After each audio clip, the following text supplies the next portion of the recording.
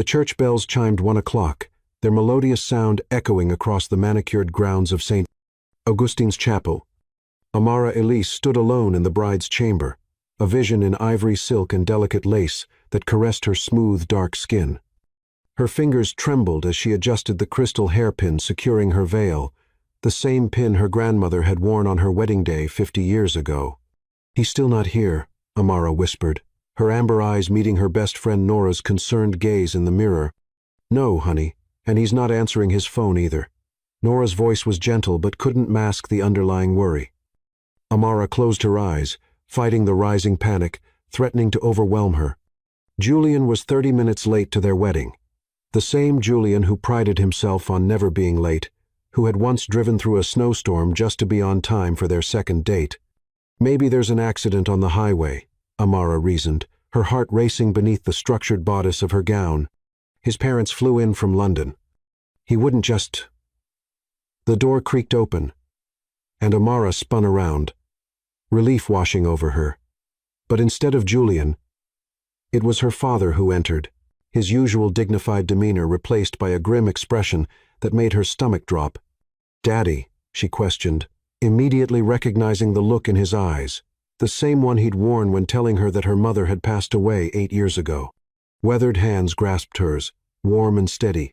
"Baby girl," her father began, his voice cracking slightly. "Julian isn't coming." The words hung in the air, sharp and brutal. Amara felt the room spin slightly as her father pressed a folded note into her hand. She didn't need to read it to know what it contained. Explanations, apologies, perhaps even declarations of cold feet, but none of it mattered. What mattered was that 200 guests sat waiting in the chapel, and her groom had decided their 3-year relationship wasn't worth showing up for. "I need to tell everyone," she said, surprising herself with how calm she sounded despite the hurricane raging inside her chest. "Nora and I can handle that," her father insisted, but Amara shook her head firmly. "No, this is my wedding, or was supposed to be. I'll do it." With a deep breath that did little to steady her nerves, Amara gathered the skirt of her gown and walked the long corridor to the main chapel, her father and Nora flanking her like protective sentinels. Each step felt like wading through quicksand, the weight of what was about to happen pressing down on her shoulders. The massive oak doors of the chapel swung open, and a sea of expectant faces turned toward her. The organist, misinterpreting her entrance, began playing the wedding march before someone hastily signaled for silence. Amara scanned the crowd. Friends, family, colleagues, all dressed in their finest, ready to celebrate love. Her gaze caught on Julian's parents in the front row, confusion etched across their features. Among the guests in the 4th row sat a man she recognized but couldn't immediately place, tall, broad, shouldered, with intense eyes that seemed to look through her rather than at her. Victor Langston. The memory clicked into place. She had planned his sister's wedding last year, one of her most challenging clients, but also one of her proudest accomplishments. Amara cleared her throat, her voice projecting clearly, despite the crushing weight in her chest. "I want to thank you all for coming today. I'm deeply sorry to inform you that there won't be a wedding." She paused, feeling the collective gasp ripple through the chapel. "Julian has decided not to proceed." Murmurs erupted throughout the crowd, and Amara felt her composure beginning to crack like thin ice on a spring day. She had planned dozens of weddings for other couples, had handled last-minute crises from missing rings to collapsed cakes with unflappable grace, but standing here, the abandoned bride in her own carefully orchestrated celebration, she felt utterly lost. "Please join us in the reception hall," her father interjected, stepping forward. "The food and drinks are paid for, and there's no sense in letting them go to waste." As the stunned guests slowly filed out, offering awkward condolences as they passed, Amara remained rooted to the spot, unable to move. The chapel emptied until only she remained, surrounded by fragrant lilies and delicate orchids that now seemed to mock her with their perfect beauty. "What am I supposed to do now?" she whispered to the empty room, her voice echoing against the stained glass windows depicting scenes of eternal faith and commitment. "You breathe," came a deep voice from behind her, "and then you take one step, followed by another." Startled, Amara turned to find Victor Langston standing at the back of the chapel, his tall frame silhouetted against the afternoon light stear. "Victor, please," he corrected, moving toward her with measured steps. "We met at your sister's wedding. I remember." Amara attempted a smile that didn't quite reach her eyes. Peach roses and silver accents. She changed her mind about the centerpieces 4 times. A hint of admiration flashed across Victor's face. 5 times, actually. You handled her indecision with remarkable patience. An awkward silence settled between them as Amara became acutely aware of her wedding dress, the irony of their circumstances not lost on her. She had been stood up at the altar, and here she was, making small talk with a former client about centerpieces. "Would you like me to call someone for you?" Victor offered, his voice gentler than she would have expected from a man known for his ruthless business acumen. The financial magazines often portrayed him as coldly efficient, a self-made millionaire who had built his tech empire through sheer determination and strategic brilliance. Amara shook her head. "My father and Nora are probably wondering where I am. I should." Her voice caught as reality crashed over her again. "I should change out of this dress." "Allow me to accompany you to the bride's chamber," Victor said, offering his arm with old-world formality that seemed at odds with his modern, tailored suit. Perhaps it was shock, or perhaps it was simply the need for something solid to hold on to, but Amara found herself accepting his offer, her hand resting lightly on his forearm as they walked the corridor she had traveled with such different expectations just minutes earlier. Outside the chamber door, Victor paused. "For what it's worth, Miss Elise, any man foolish enough to let you go doesn't deserve a second of your grief." Before she could respond, he pressed something into her hand. A business card, heavy stock with embossed lettering. "When you're ready to talk about anything or nothing at all, call me, day or night." With that, he turned and walked away, leaving Amara staring after him, the weight of his card somehow anchoring her amid the wreckage of the day. Inside the bride's chamber, Amara sank onto the velvet settee, her elaborate gown pooling around her like fallen dreams. Her phone buzzed with notifications. Friends, family, all wanting to check on her, to offer comfort or distraction. Among them was a message from Julian, but she couldn't bring herself to read it.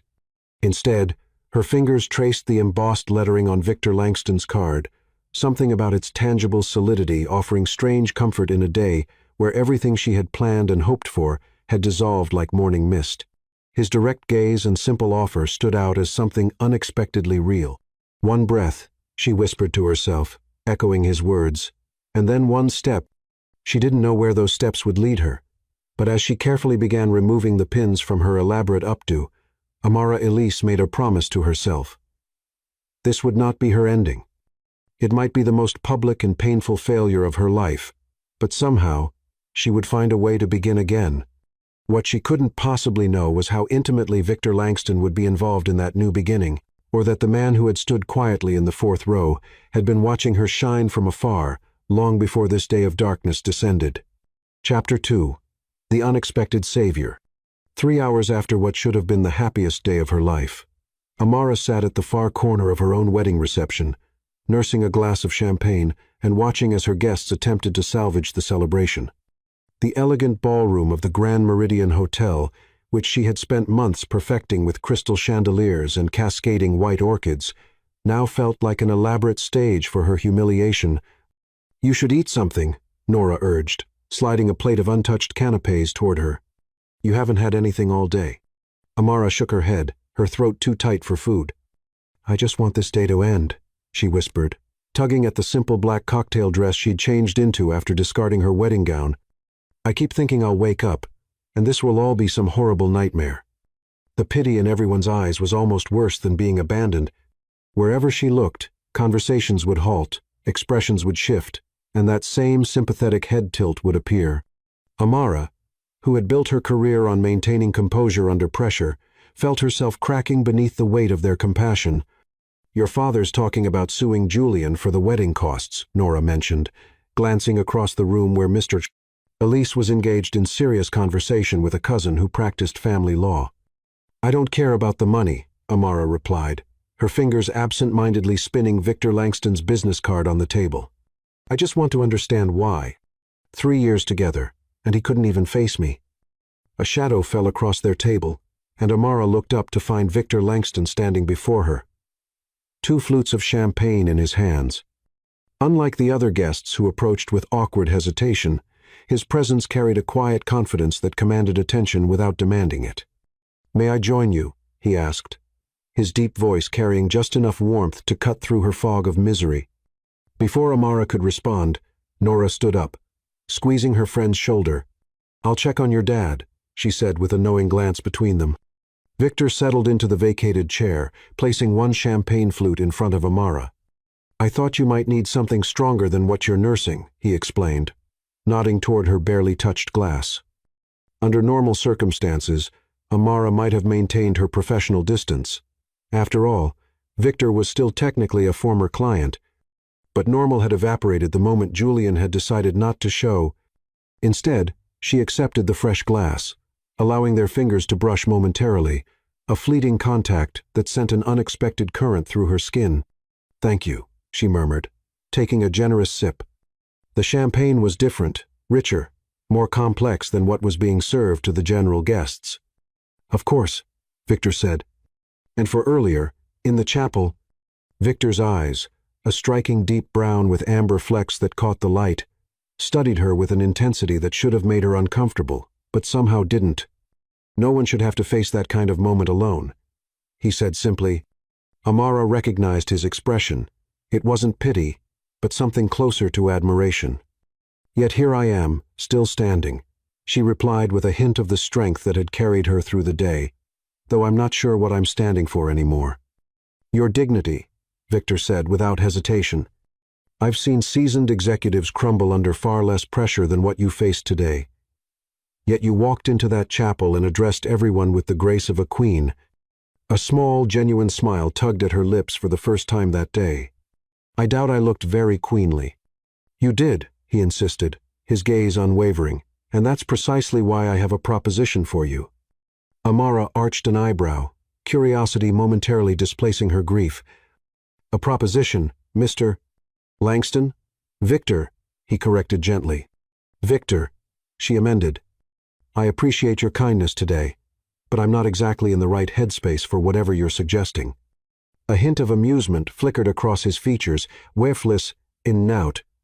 "I'm not propositioning you, Miss Elise. I'm offering you an escape."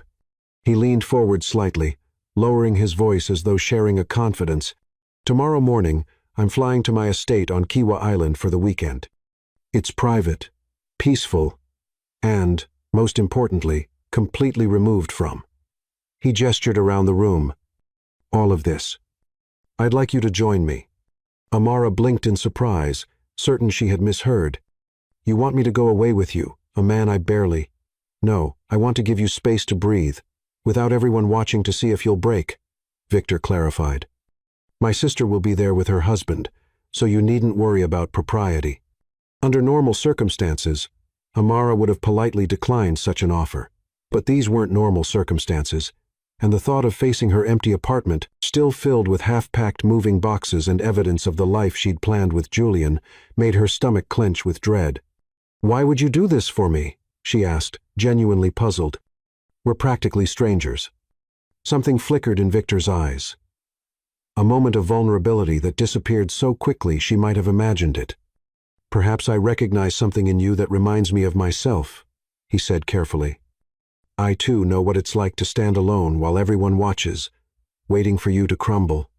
Amara thought of the stories she'd read about Victor's rise to success, the son of a janitor who had clawed his way through elite universities on scholarships, facing down prejudice and doubt at every turn, until he had built Langston Technologies into a billion-dollar empire. The tabloids called him the Ice King for his cool demeanor and strategic brilliance. But the man sitting across from her radiated a warmth that belied that frigid moniker.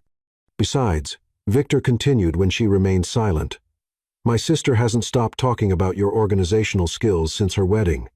She'll be thrilled to see you again." From across the room, Amara caught her father watching their interaction, his protective instincts clearly warring with his desire to see her smile. Next to him, Julian's mother was wiping away tears while shooting glances in her direction. The suffocating weight of everyone's emotions, their anger, pity, and curiosity pressed down on her chest until she could hardly breathe. "Okay," she said suddenly, surprising herself with the decisiveness in her voice. "When do we leave?"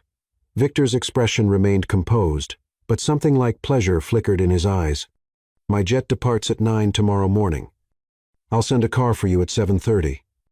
"A jet, of course," Amara murmured, momentarily taken aback by the casual reference to his private aircraft. "I should warn you, I haven't packed for a beach weekend." "Everything you need will be provided," Victor assured her, his tone making it clear that this was not an unusual arrangement in his world. "Just bring yourself." As if on cue, a commotion erupted near the entrance to the ballroom. Amara looked up to see Julian's father engaged in a heated conversation with the event's security. Her stomach dropped at the thought that Julian might have finally decided to make an appearance. Victor followed her gaze, immediately reading the panic in her expression. "Would you like to leave now?" he asked quietly. "God, yes," Amara breathed, already reaching for her clutch purse. With fluid efficiency, Victor stood and offered his hand. When she took it, his fingers closed around hers with gentle strength that somehow anchored her amid the emotional storm. As he guided her toward a side exit, Amara was acutely aware of the whispers that followed them, the speculative glances at their joined hands. "My car is in the lower garage," Victor explained as they stepped into a service elevator that required his keycard for access. "We can be gone before anyone realizes you've left." In the confined space of the elevator, Amara became suddenly conscious of how close they were standing, of the subtle cologne that clung to Victor's skin, sandalwood, and something uniquely masculine. Her body, numb for hours in the wake of Julian's betrayal, sparked to unexpected life in his presence. "I should tell my father," she said, trying to ignore the way her pulse quickened. "He'll worry."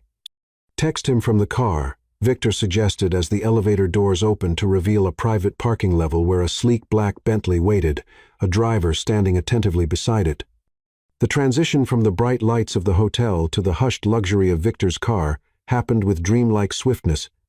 One moment, Amara was the abandoned bride at the center of a social disaster.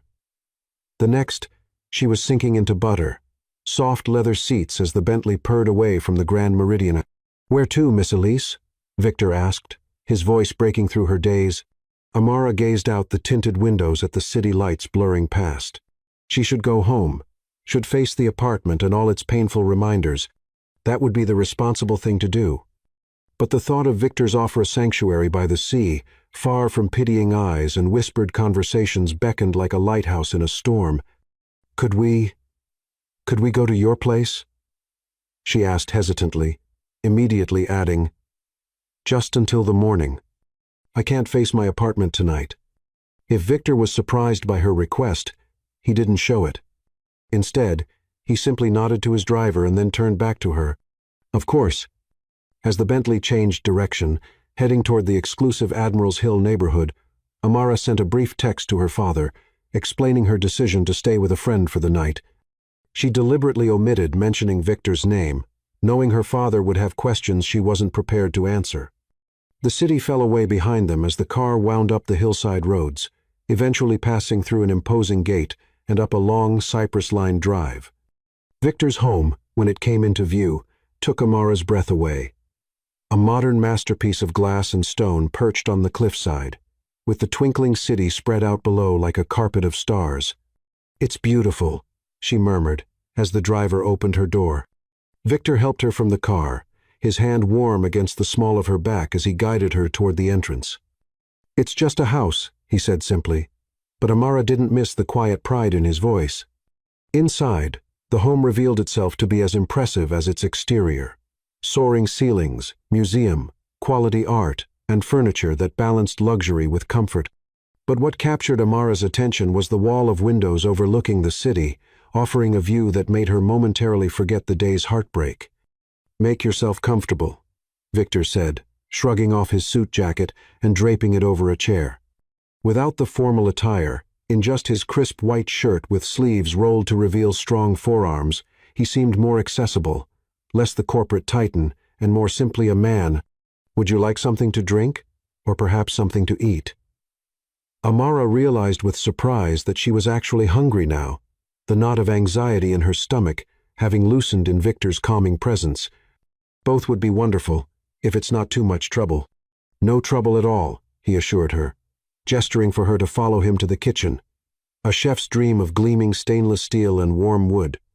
As Victor moved confidently around the space, retrieving ingredients from the refrigerator, Amara was struck by the unexpected domesticity of the moment. Less than 12 hours ago, she had been preparing to become Julian's wife. Now she was watching Victor Langston, a man known for commanding boardrooms, not kitchens, slice crusty bread, and arrange an impressive charcuterie board with practiced ease. "You cook," she observed, accepting the glass of red wine he offered. Victor's lips curved into a genuine smile that transformed his serious features. "My mother believed no one should rely entirely on others for their basic needs. She taught me to cook, clean, and even sew a decent button before I was 10.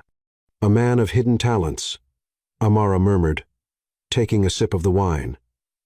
A rich, velvety Cabernet that bloomed on her tongue. "We all contain multitudes, Miss Elise."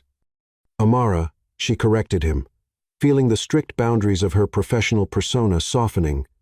"If I'm accepting your hospitality and fleeing to your beach house tomorrow, I think we can move past formalities." Something shifted in Victor's expression, a subtle intensity that made the air between them feel suddenly charged.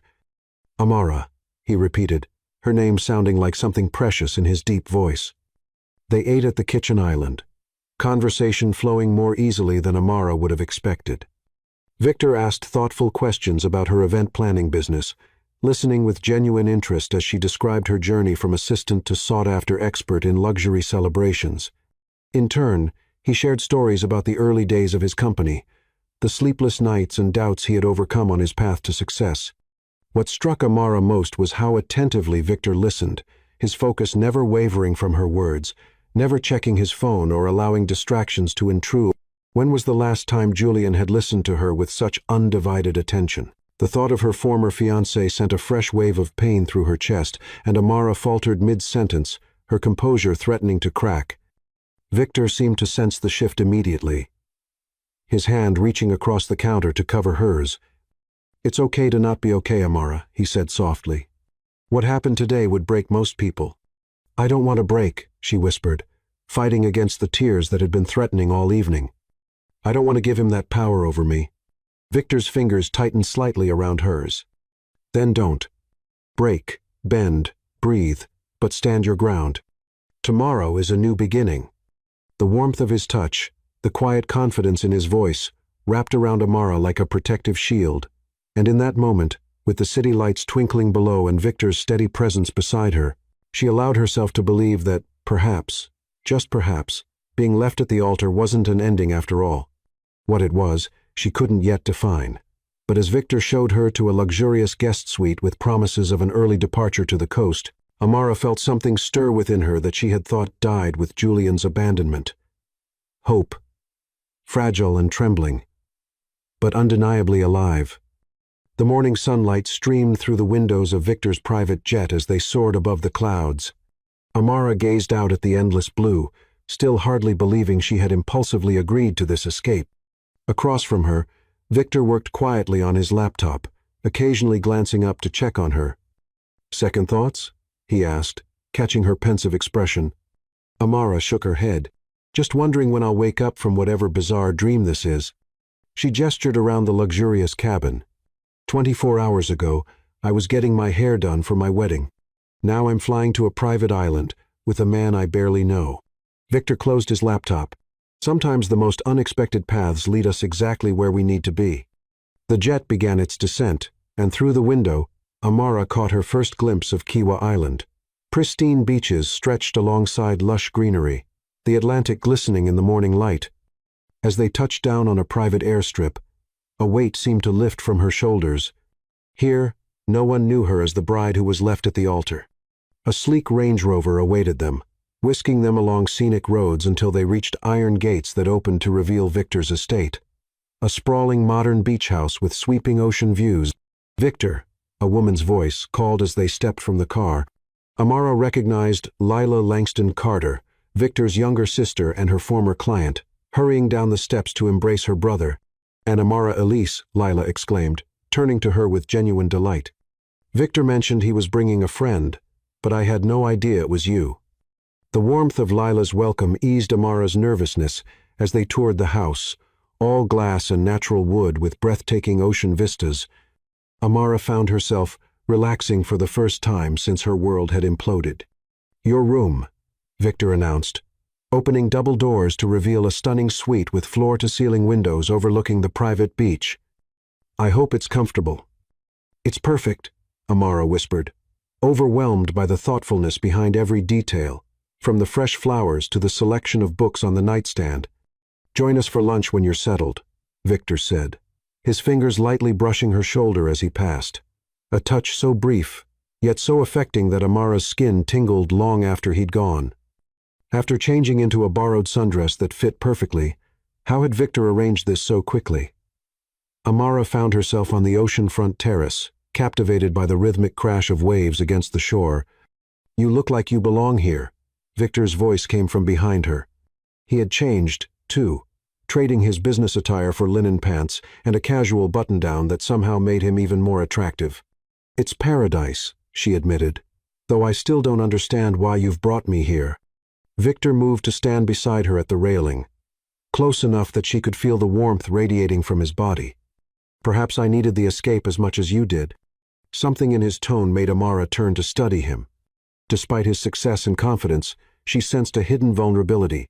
"What are you escaping from?" she asked softly. For a moment, Victor's carefully composed expression faltered. "Loneliness," he admitted, the confession clearly costing him. "Success comes with isolation. People see the wealth, the power, but rarely the man." Amara understood suddenly why he had reached out to her. They were both wearing masks, hers of the confident event planner who could handle any crisis, his of the untouchable business tycoon, both hiding their wounds behind carefully constructed facades. "I know something about masks," she said, her voice barely audible above the ocean breeze. "I've been wearing one since yesterday." Victor's hand found hers on the railing, his touch gentle yet grounding. "Perhaps here we can both set them aside." Lunch was a casual affair on the terrace, with Lila and her husband, Ethan, joining them. The conversation flowed easily, deliberately steering clear of Amara's wedding disaster, for which she was grateful. Instead, they shared stories and laughter, and Amara found herself studying Victor, the way his eyes crinkled when he smiled genuinely, how attentively he listened when others spoke, the protective way he watched over everyone at the table. After lunch, while Lila and Ethan went for a beach walk, Victor suggested showing Amara the rest of the property. They strolled through gardens bursting with coastal blooms, past a sparkling infinity pool that seemed to merge with the ocean, and finally down a private path to the beach. "You're quieter than I expected," Victor observed as they walked along the water's edge, waves lapping at their bare feet. Amara smiled ruefully. "I'm usually the one filling awkward silences at events, making everyone feel comfortable.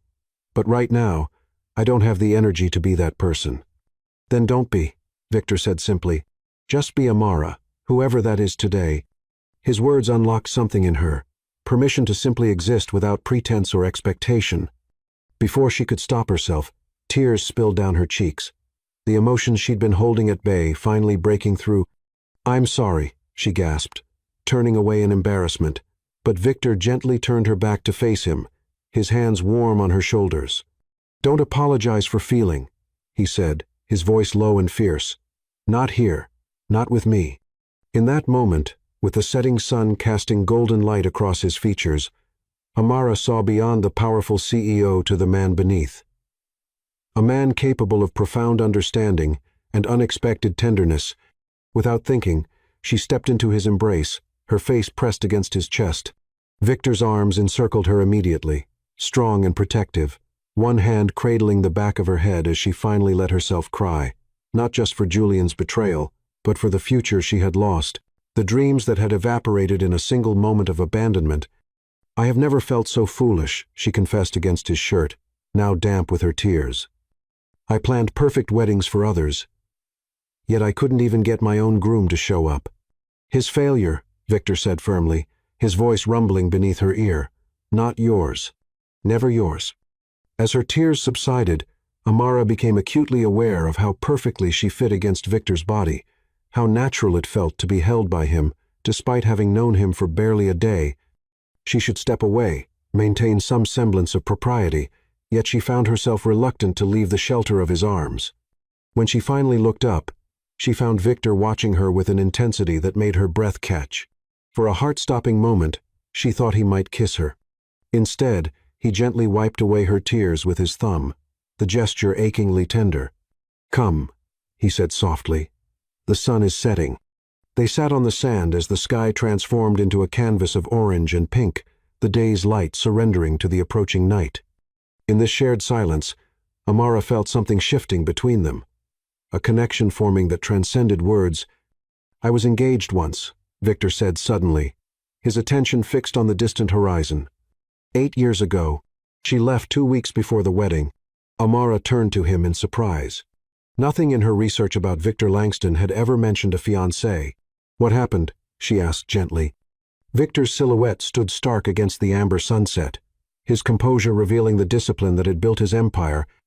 "She claimed marriage to me would stifle her ambitions, that my drive to succeed would overshadow her own path." A bitter smile flickered briefly across his face. "The cruel irony was that every step I took towards success was meant for our future, for the family we'd planned to create." Understanding bloomed within Amara. "That explains why you approached me after the wedding. You recognized what I was experiencing." "I saw myself reflected in your pain," he admitted quietly. "That unmistakable anguish of abandonment." "How did you recover?" she asked, desperate to believe that healing was possible.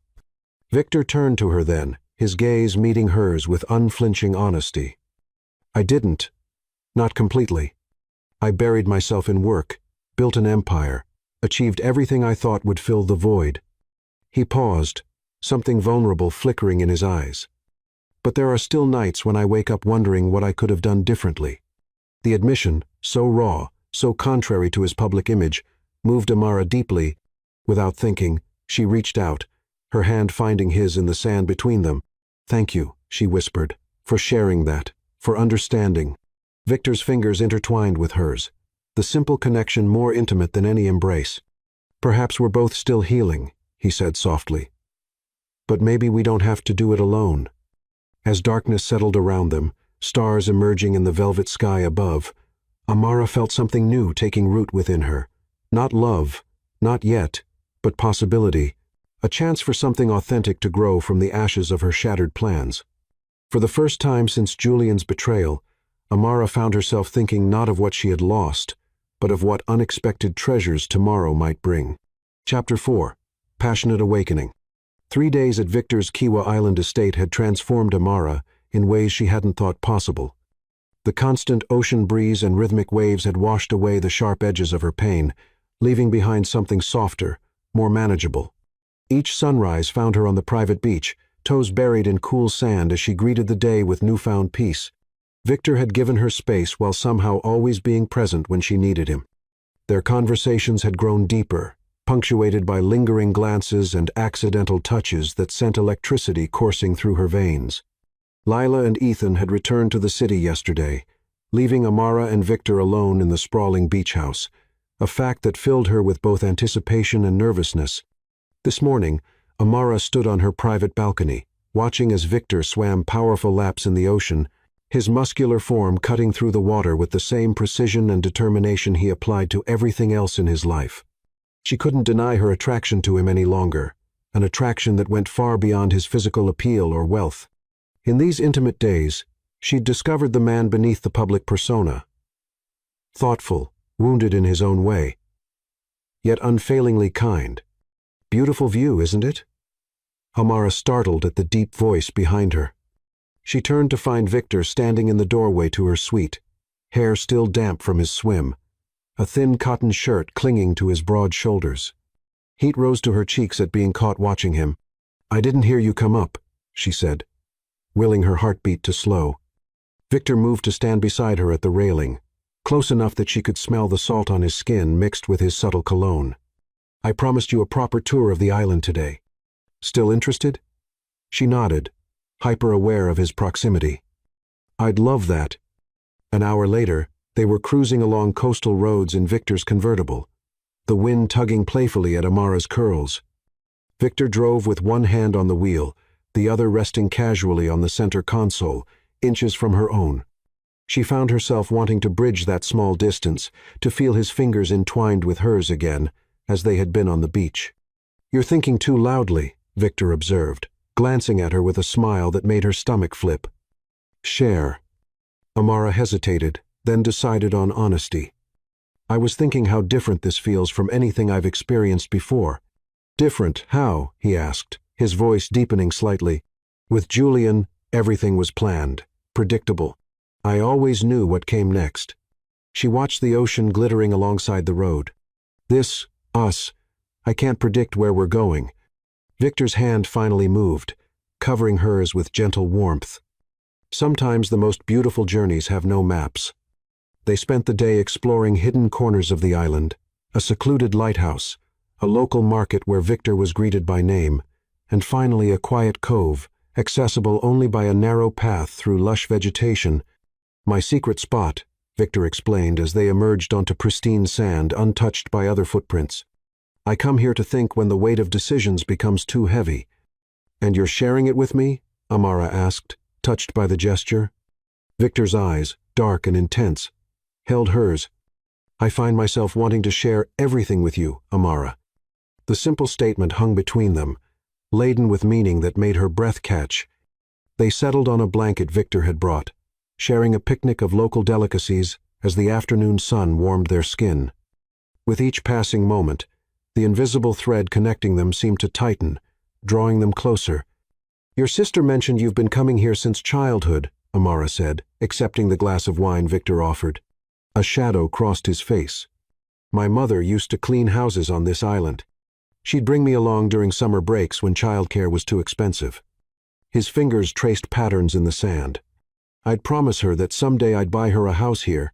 She died before I could—" Amara's heart constricted at the pain in his voice.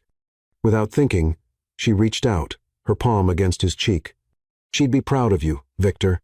He turned his face slightly, his lips brushing against her inner wrist in a touch so intimate that Amara felt it resonate through her entire body. Their eyes locked, and in that moment, all pretense fell away. "I've wanted to kiss you since the moment I saw you walking down that aisle," Victor confessed, his voice rough with emotion. "Even then, in someone else's wedding, I couldn't take my eyes off you." Amara's heart pounded so loudly she was certain he could hear it. "Why didn't you?" "Because you were wounded," he said simply. "And I never want to be someone who exploits your vulnerability." The tenderness in his admission undid her final reservations. "And if I told you I'm not feeling vulnerable right now," she whispered. "If I told you what I'm feeling is something else entirely?" Victor's hand came up to cradle her face, his thumb tracing the curve of her lower lip. "Then I'd ask what you're feeling, Amara." "Desire," she breathed, the word barely audible above the rushing of the waves and her own thundering pulse. "For you." The last word had barely left her lips before Victor closed the distance between them, his mouth capturing hers with a passion that stole her breath. His kiss was nothing like Julian's practiced, predictable affection. Victor kissed her like a man who had been drowning and finally found air, desperate yet reverent. Amara melted into him, her hands sliding up his chest to curl around his neck, pulling him closer. Victor's arms enveloped her, strong and sure, as he deepened the kiss with a groan that vibrated through her body. His tongue traced the seam of her lips, seeking entrance that she eagerly granted, and when they finally tasted each other, the sensation was so exquisite that Amara felt tears spring to her eyes.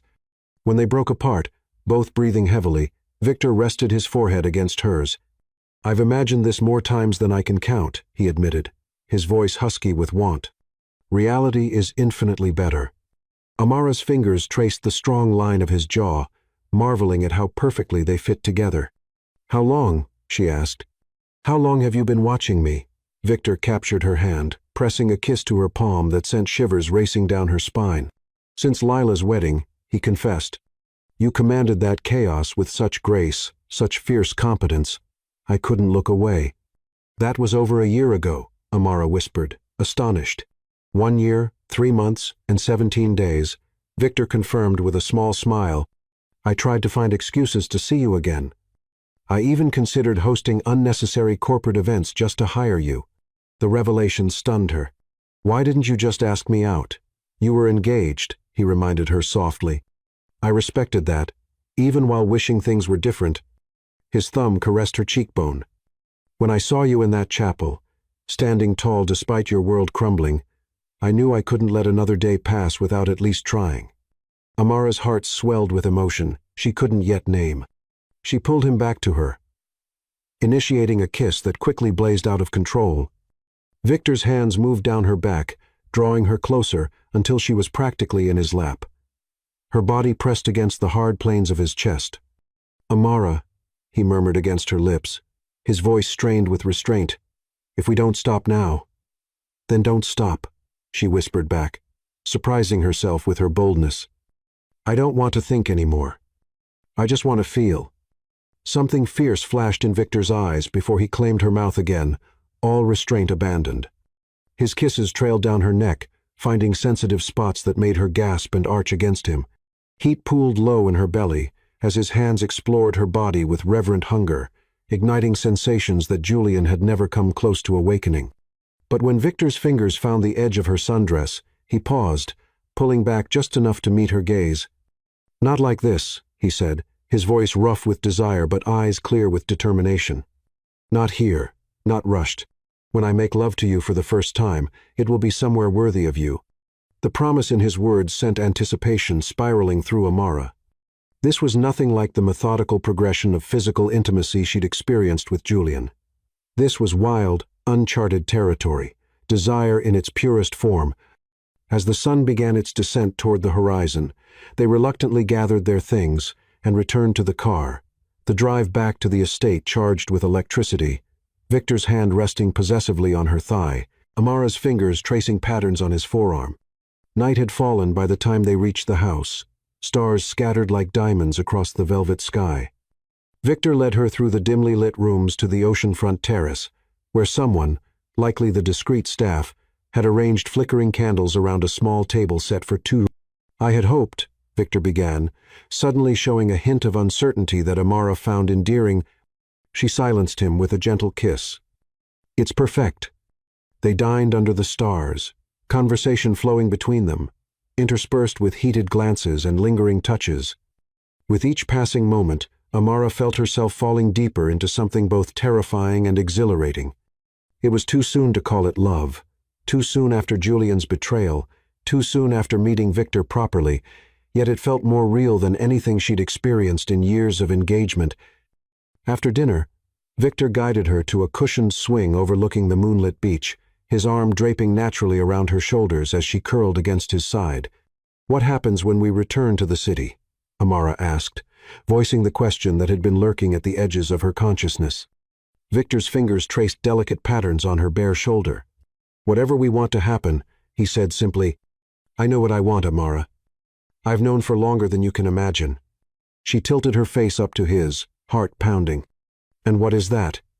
"You," he said, the single word carrying the weight of promise, "in my life, in whatever way you'll allow." Before she could respond, his mouth found hers again, and this time there was no holding back. The kiss deepened instantly, passion flaring between them with an intensity that left them both trembling. Victor's hands tangled in her hair as Amara pressed herself closer, silently communicating her need. When he finally pulled away, his breathing ragged, Victor stood and extended his hand to her, a question in the gesture that required no words. Amara placed her hand in his without hesitation, allowing him to guide her through the house toward the master suite. Standing in the doorway, moonlight spilling across the massive bed, Amara felt a moment of nervousness that quickly dissolved when Victor turned to her. His expression, one of absolute adoration. "We can stop at any time," he assured her, his hands gently framing her face. "There's no rush, no expectation." Amara rose on her tiptoes, pressing her lips to his in answer. "I don't want to stop," she whispered against his mouth. "I want you, Victor, all of you." With a groan that seemed torn from his very soul, Victor swept her into his arms, carrying her to the bed as if she weighed nothing. As he laid her gently against the cool sheets, his body covering hers with protective heat, Amara knew with absolute certainty that whatever happened tomorrow or in the days to come, this night would forever mark the awakening of her heart to possibilities she had never dared imagine. Chapter 5. The Past Returns. 1 month after their passionate awakening at Kiwa Island, Amara and Victor had fallen into the comfortable rhythm of a couple deeply enamored with each other. Their relationship blossomed in the public eye, the abandoned bride and the millionaire CEO who had swept her off her feet, becoming the city's most captivating love story. Exclusive restaurants, charity galas, weekend escapes on Victor's jet. Amara's life had transformed beyond recognition. Yet beneath the glamour of their romance, something deeper had taken root. In quiet mornings sharing coffee on Victor's penthouse balcony, evenings curled together discussing their childhoods, Amara discovered layers to Victor Langston that the business world never saw.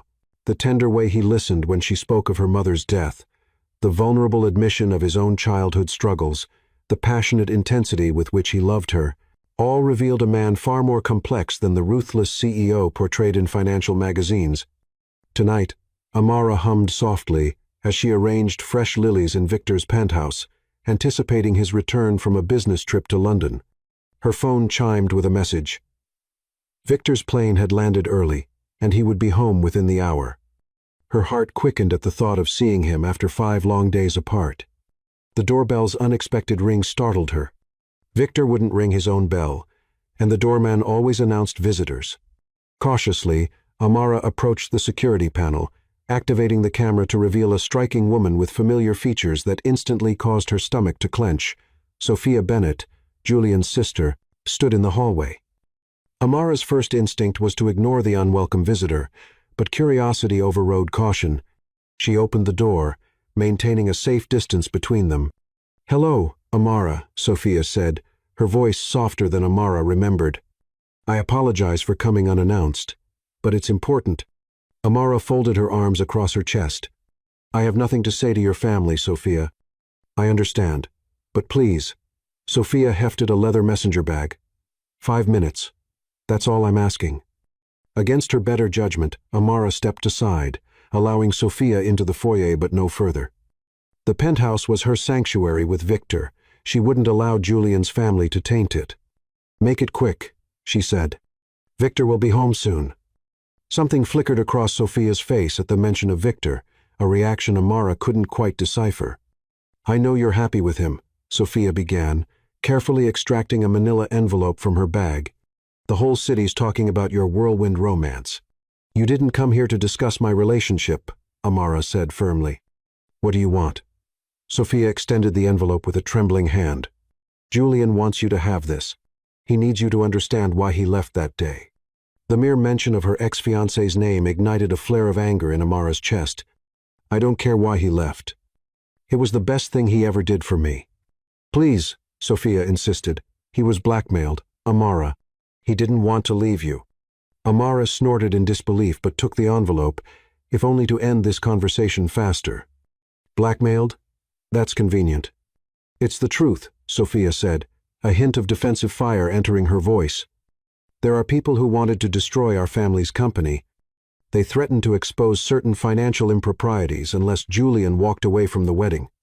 They wanted the embarrassment to be public, devastating." Amara's fingers tightened around the envelope, its contents suddenly weighted with unwelcome significance. "Why tell me this now? It's been months." "Because the threat has passed," Sophia explained. "The investigation closed last week. Julian is free to explain everything." She paused, meeting Amara's gaze directly. "He still loves you. He wants another chance."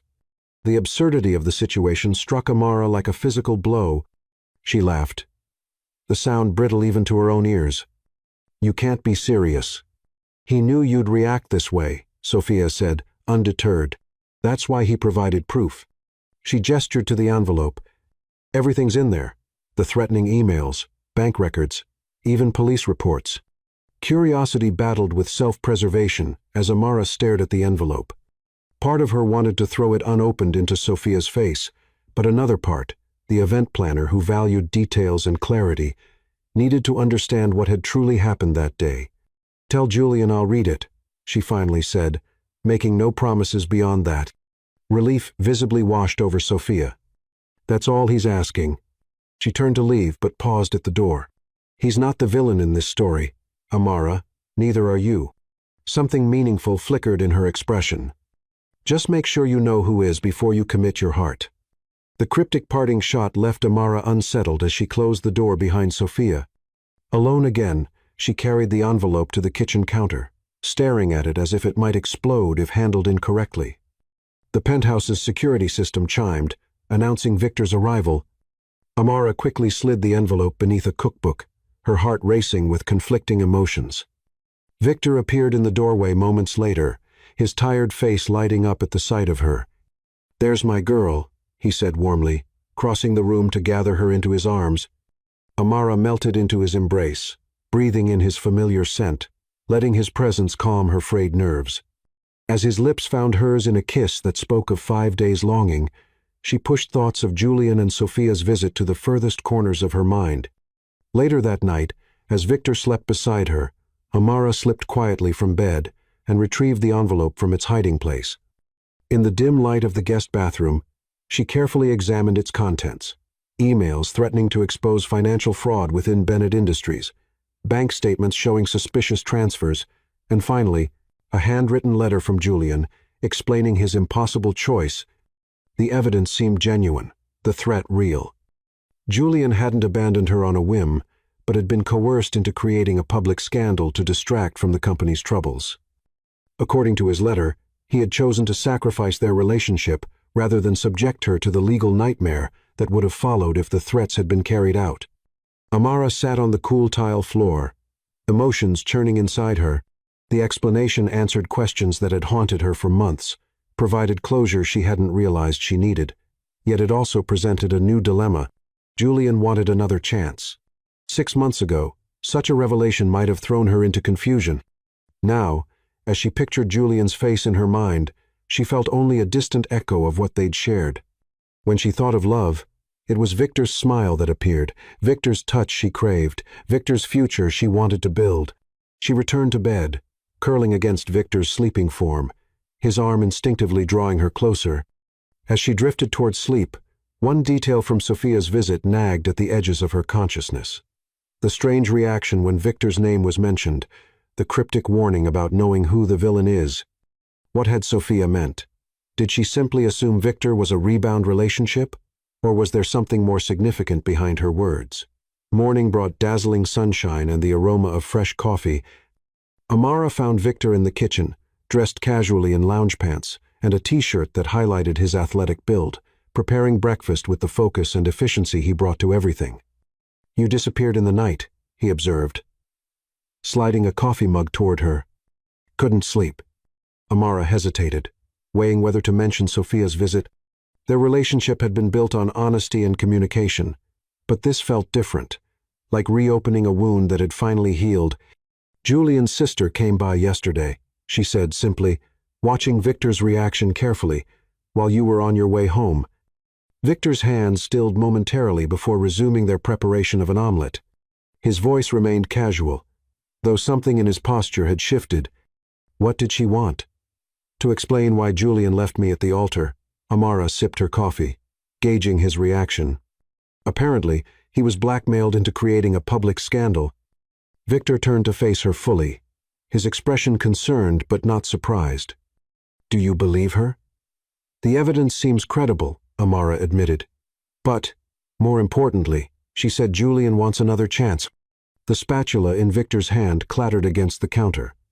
"And how do you feel about that?" he asked, his voice carefully neutral despite the tension evident in his shoulders. Amara rose from her stool, moving around the island to stand before him. She took his face between her palms, ensuring he could see the truth in her eyes. "I feel nothing for Julian anymore," she said firmly. "What we have, what you've shown me about love and partnership, it's beyond anything I experienced with him." Relief washed over Victor's features as he pulled her close. "I was afraid," he confessed against her hair. "For a moment, I thought I might lose you." "Never," Amara assured him, though she couldn't quite silence the nagging questions Sophia's visit had planted. But something about Sophia's visit felt strange. She reacted oddly when I mentioned your name, almost as if As if what? Victor prompted when she trailed off. As if you were somehow connected to what happened with Julian. Amara pulled back slightly to study his face. Is there something I don't know about you and the Bennett family, Victor? A shadow crossed his expression so quickly she might have imagined it. Julian and I have crossed paths in business circles, he admitted. There's some history there, but nothing significant to us. Before Amara could press further, Victor's phone rang, his chief financial officer calling about an urgent matter that required immediate attention. The moment passed, the questions set aside but not forgotten.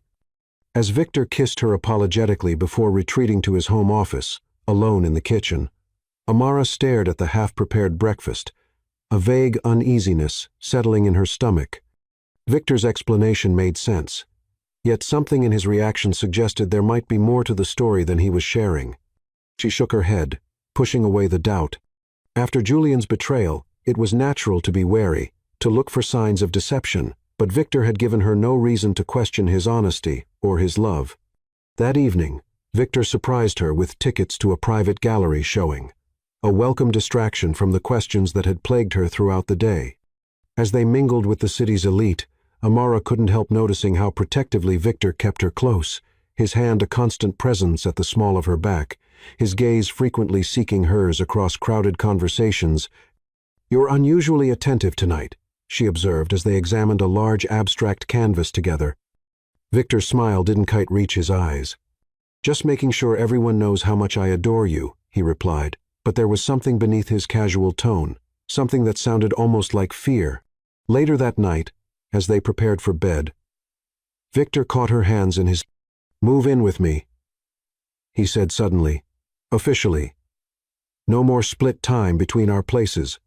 The offer took Amara by surprise, not because she hadn't considered it, but because of its timing.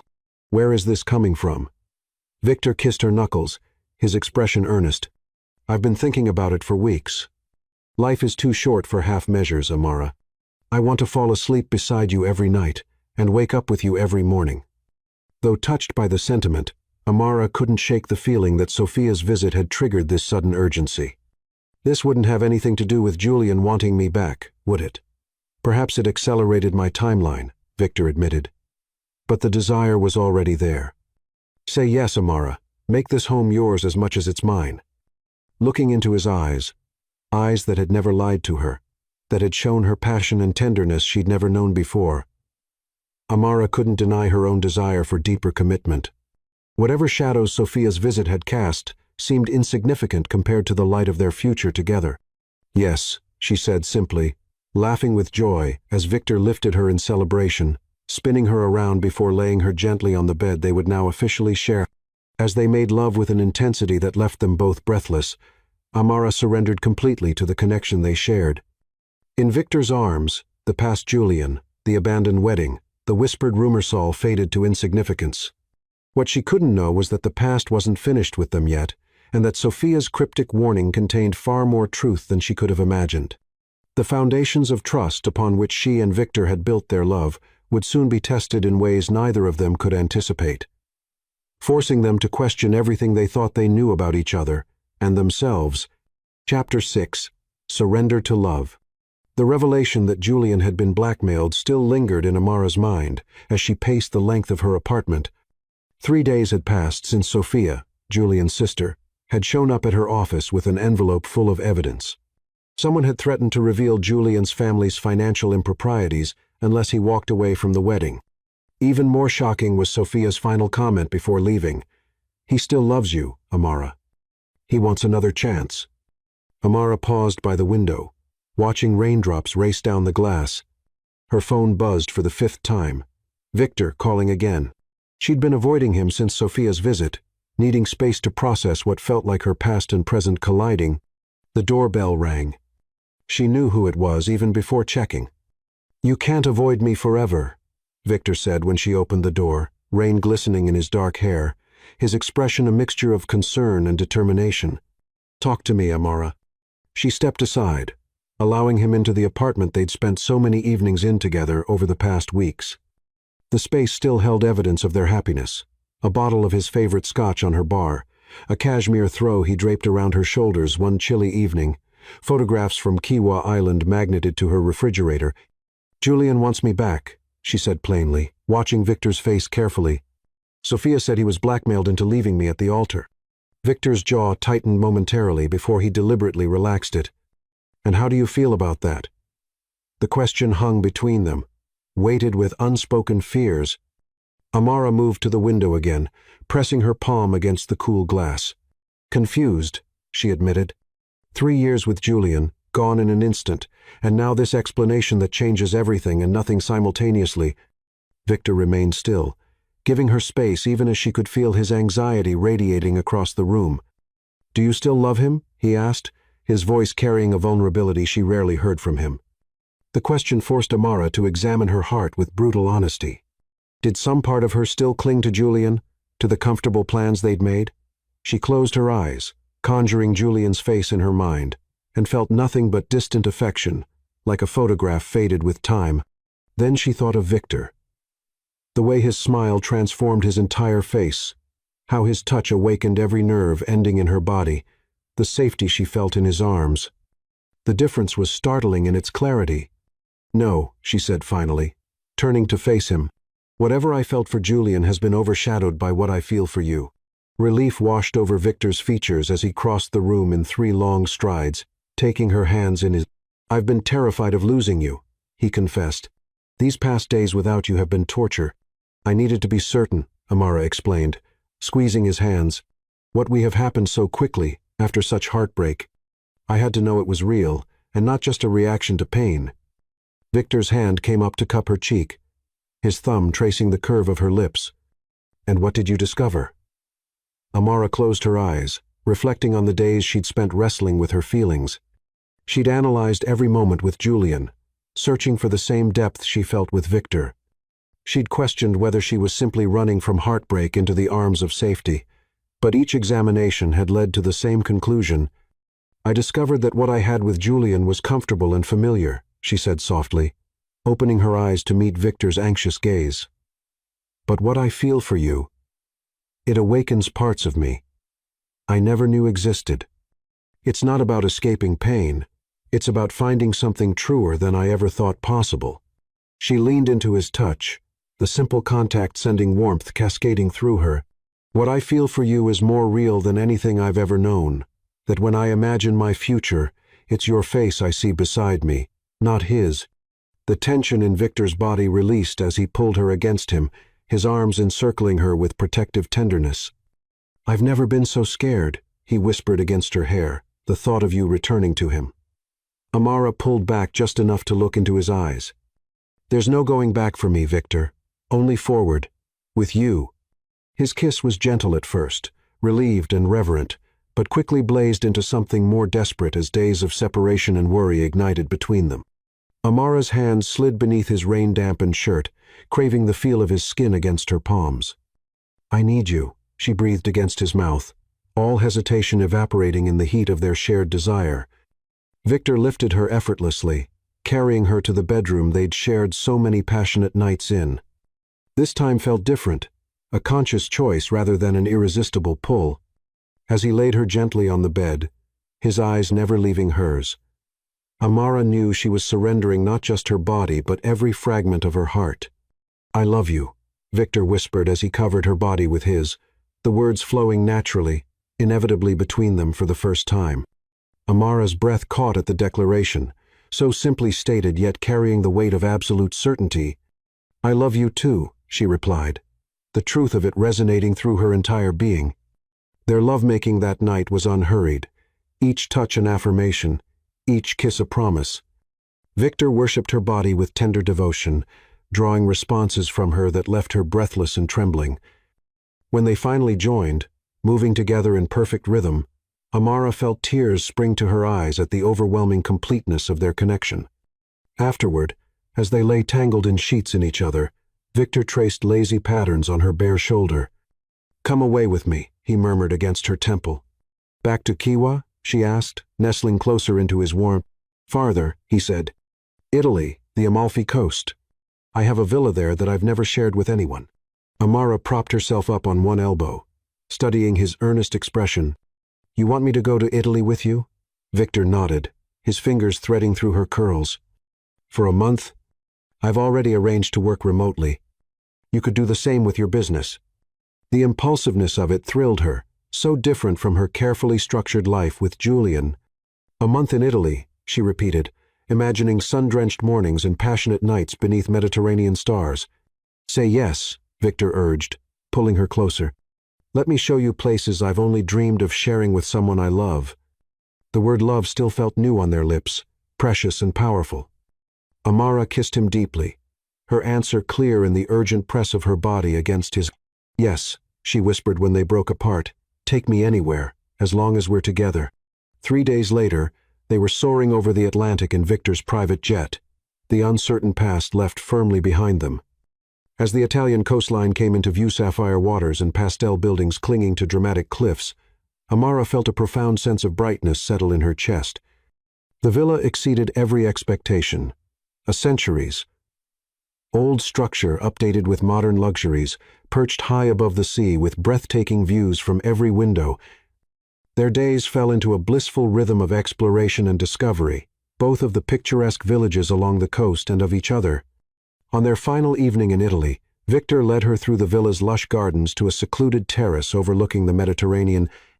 Candles flickered in the gentle breeze, casting golden light across a table set for an intimate dinner. A bottle of champagne chilled in a silver bucket, crystal glasses catching the dying sunlight. This feels like a celebration, Amara observed as Victor pulled out her chair.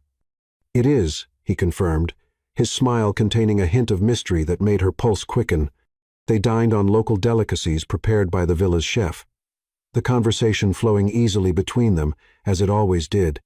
As twilight deepened into night, stars appearing one by one above them, Victor reached across the table to take her hand.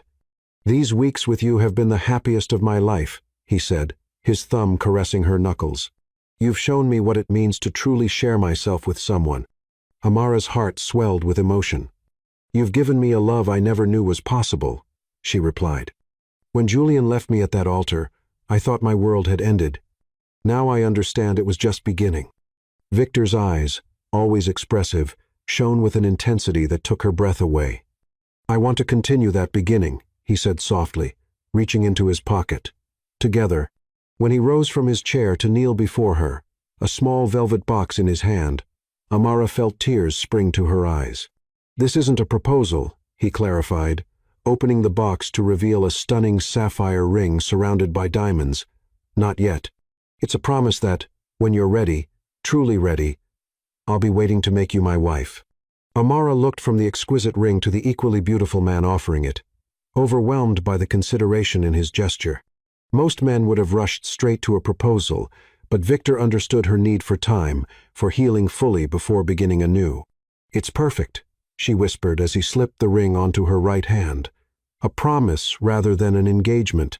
As Victor gathered her into his arms beneath the Italian stars, Amara marveled at how completely her heart had surrendered to this unexpected love. What had begun in the ashes of heartbreak had transformed into something so profound, so consuming, that she could no longer imagine life without Victor Langston by her side. She had been left devastated at the altar, only to discover that sometimes shattered dreams make space for greater ones to take root. And as Victor's lips found hers in a kiss that spoke of forever, Amara knew with absolute certainty that she had found her true destiny in the arms of the man who had loved her from afar long before she even knew his heart. Chapter 7. Family Tensions.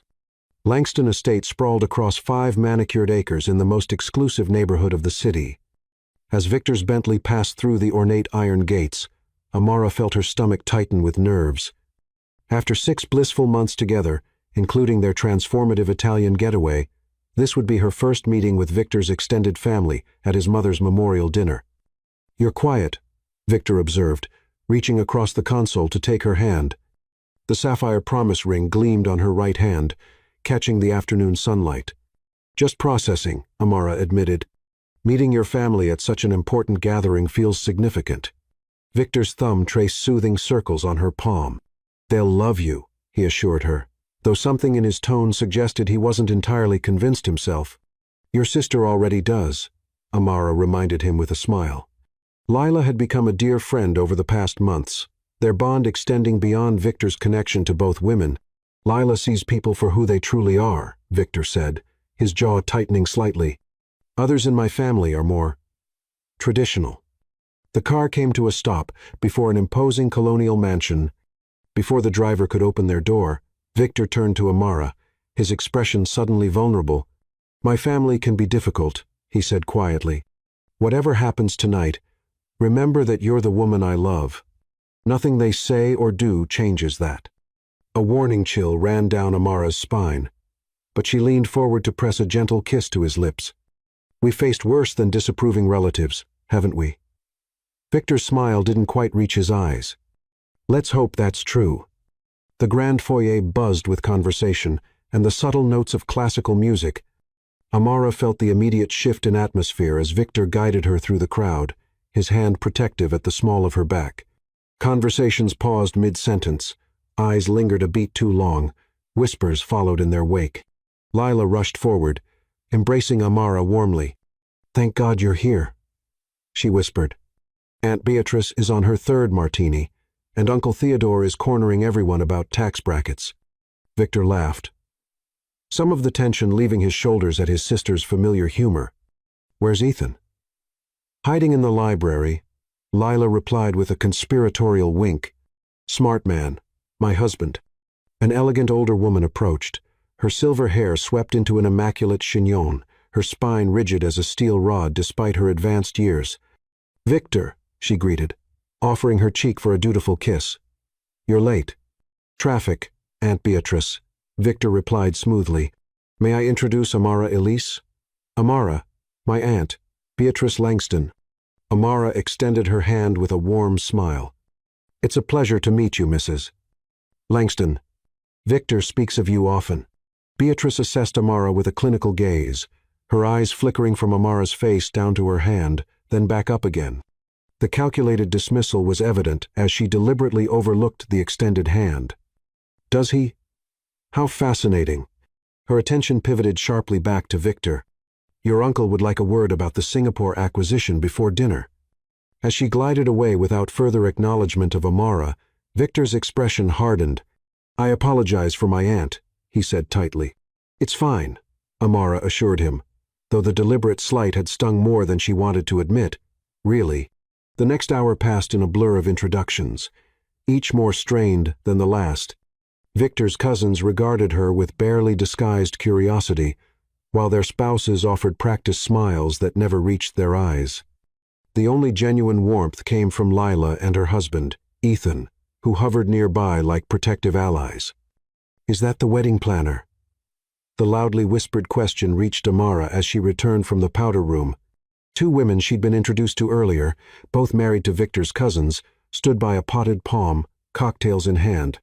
Can you imagine? From planning weddings to sleeping her way into one of the country's largest fortunes. The second woman replied, her voice dripping with disdain. She certainly didn't waste time after being jilted. Victor's always been blind when it comes to women, the first woman continued. Remember that Brazilian model? But at least she had connections. This one's ambitious. The second woman finished with a meaningful look. Beatrice says her kind always are. Her kind? The words escaped Amara's lips before she could stop them, causing both women to whirl around, faces flushing with the shame of being caught rather than remorse for their words. We didn't see you there, the taller one stammered, clutching her pearl necklace. Amara straightened her spine, channeling the composure that had carried her through countless high-pressure events. Clearly, she said, her voice steady despite the anger coursing through her veins. Tell me, what exactly is my kind? Wedding planners? Women who've been left at the altar? Or was there another characteristic you were referring to? The challenge hung in the air between them, the unspoken bigotry exposed for what it was. Before either woman could respond, a hand slipped around Amara's waist. Lila, her expression fierce despite her sweet features. There you are, she said brightly to Amara, while shooting a glacial look at the two gossips. Victor's looking for you. Dinner's about to be served. As Lila led her away, Amara fought to maintain her composure. How much of that did you hear? She asked quietly. Enough, Lila replied grimly. I'm so sorry, Amara. Some branches of our family tree should have been pruned generations ago. At the dining table, Amara found herself seated between Victor and a distinguished older gentleman introduced as his father's former business partner. Victor's hand found hers beneath the table, squeezing gently in silent support. I must say, the elderly man began after introductions. You're not at all what I expected when I heard Victor had finally found someone special. Amara braced herself for another subtle barb, but the man's eyes twinkled with genuine warmth. You're far more impressive, he continued. I've heard about your business acumen from Victor. Building a luxury event planning company from scratch takes remarkable vision. Relief and gratitude washed over Amara. Thank you, Mr. Reynolds. It hasn't been without challenges. The best journeys never are, he replied, raising his glass in a subtle toast. As the elegant five-course meal progressed, Amara became increasingly aware of Beatrice's sharp gaze upon her. When dessert was served, the older woman finally addressed her directly from across the table. Tell me, Miss Elise, she began, her voice slicing through the subdued conversations like a scalpel. What exactly are your intentions with my nephew? A hush fell over the table. Victor stiffened beside her, but before he could intercede, Amara placed a calming hand on his arm. My intentions, she repeated, meeting the older woman's frost-laden stare with quiet dignity. To love him completely, support him unconditionally, and build a life of mutual respect and joy together. She paused, then added with gentle firmness, the same intentions, I believe, your sister, Victor's mother, would have wanted for her son. Beatrice flinched slightly at the mention of her late sister, her composed mask slipping momentarily. Something resembling grudging respect flickered briefly across her features, a reluctant acknowledgement of the emotional courage behind Amara's words. Victor's uncle, Theodore, a silver-haired man with shrewd eyes, leaned forward. Admirable sentiments, he said, his tone suggesting the opposite, though one wonders if love is sufficient foundation for joining one of the country's oldest business dynasties. The Langston name carries certain expectations. Uncle, Victor warned, his voice low but edged with steel. It's a fair question, Theodore pressed. Your position requires a partner familiar with our world, our traditions. Miss Elise's background is considerably different. My background, Amara interjected calmly, taught me values that transcend social circles or bank accounts. Integrity, hard work, loyalty. She met Theodore's gaze steadily. I built my business by understanding people's deepest wishes and bringing them to life with excellence. A skill set not entirely different from what Victor does in his corporate realm. An approving murmur rippled from several guests, but Beatrice was not finished. Pretty words, she said dismissively. But let's be direct, shall we? The Langstons have carefully cultivated connections for generations. Marriage has always been an alliance of equals in this family. Enough.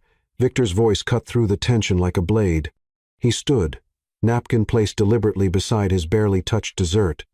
I've respected this family's traditions my entire life, but I will not sit here and allow the woman I love to be insulted under the guise of concern. His gaze swept the table, landing finally on his aunt. My mother would be ashamed of this display, Beatrice. The older woman flinched visibly at the rebuke. Victor continued, his hand finding Amara's shoulder in a gesture both protective and proud. Amara has shown more grace, intelligence, and genuine strength in the past 6 months than I've witnessed from some of you in decades. She doesn't need the Langston name. I'm the one honored by her presence in my life. Pride swelled in Amara's chest as she looked up at the man defending her with such unwavering conviction. Without a word, she rose to stand beside him, her fingers intertwining with his in silent solidarity. If anyone has further concerns about our relationship, Victor concluded, they can address them to me privately. Otherwise, I suggest we remember why we gathered tonight, to honor my mother's memory. The reminder of the evening's purpose subdued even Beatrice, who nodded stiffly before signaling for the servers to clear the dessert plates. As the gathering gradually dispersed into smaller groups for after-dinner drinks, Victor led Amara to a quiet alcove near the library. I'm sorry, he murmured, drawing her into his arms. I should have prepared you better. Amara shook her head, her hands coming up to frame his face. You have nothing to apologize for. Their behavior isn't your responsibility." Victor's expression was troubled as he captured her hands, pressing a kiss to each palm. "But it is. I brought you into this snake pit, knowing exactly what might happen." "I'm stronger than they think," Amara reminded him gently. "Black women usually are." A muscle worked in Victor's jaw as he processed her words. "You shouldn't have to be strong in the face of such thinly veiled racism and elitism, not in my family." "It's hardly unique to your family," Amara said with a pragmatic shrug.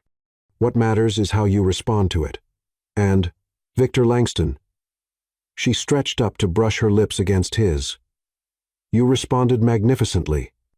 The tension gradually eased from his shoulders as he pulled her closer. "Have I told you today that I love you?" he murmured against her hair. "Yes, but I never tire of hearing it," she replied, nestling into his embrace. Their moment of connection was interrupted by approaching footsteps. They turned to find Lila, accompanied by an older man Amara recognized as Malcolm Taylor, Victor's mentor and the former CEO of Langston Technologies. "Victor," Malcolm greeted warmly, "and Miss Elise, a pleasure to finally meet the woman who's brought such light to this young man's eyes."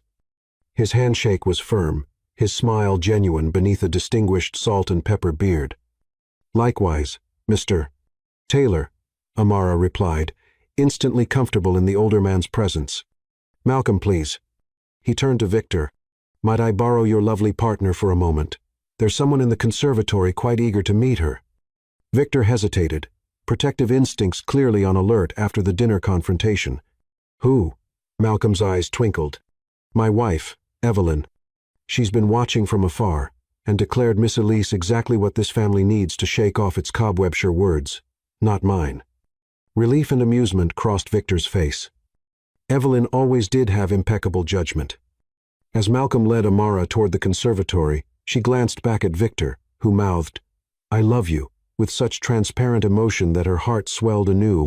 Whatever obstacles his family might place in their path, the foundation they had built together was strong enough to withstand any storm. Evelyn Taylor proved to be a delightful revelation. A vivacious woman in her 70s who embraced Amara like a long-lost friend and promptly introduced her to a circle of the family's more progressive members.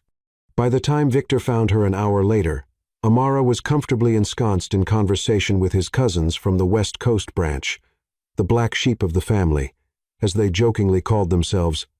"Stealing my girlfriend, Aunt Evelyn?" Victor teased as he joined their group. The older woman patted his cheek affectionately. "Simply making sure she knows not all Langstons are fossilized relics. Dear boy."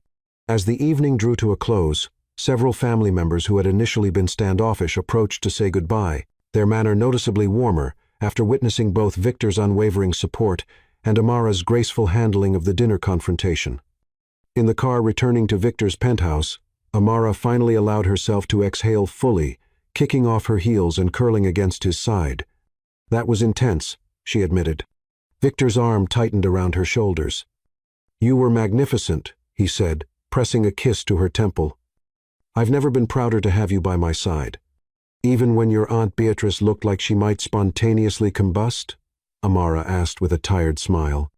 "Especially then," Victor confirmed, a hint of mischief lightening his serious features. "Though I suspect we've only seen the opening salvo. Beatrice Langston doesn't retreat.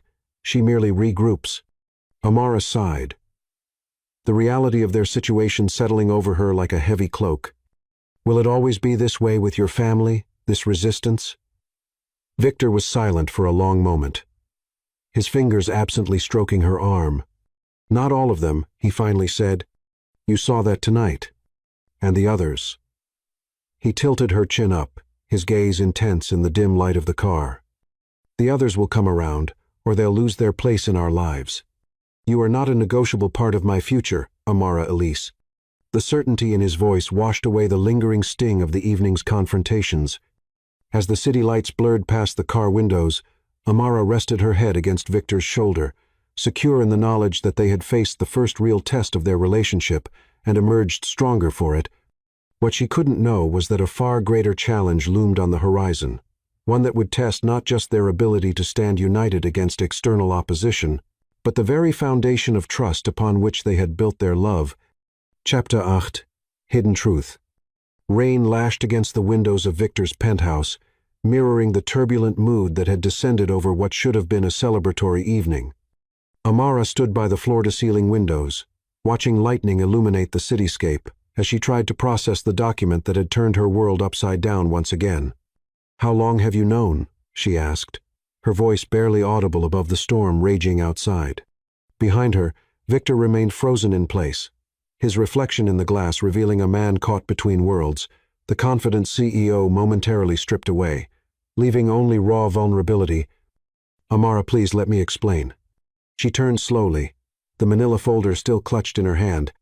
Inside was irrefutable evidence that Victor had been investigating Julian's business dealings months before her wedding, long before he'd ever officially met her.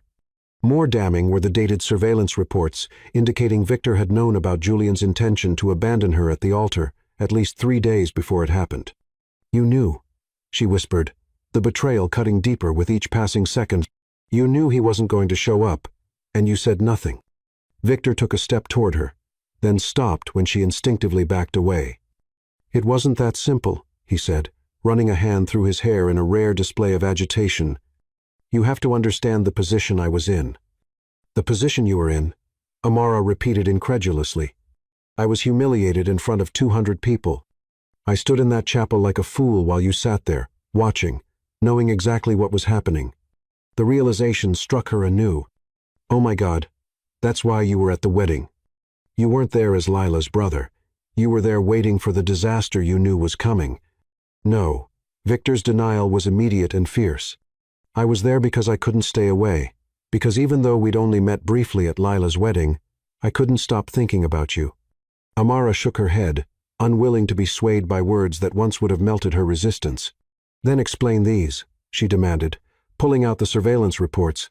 "Explain why your security team was tracking Julian's movements.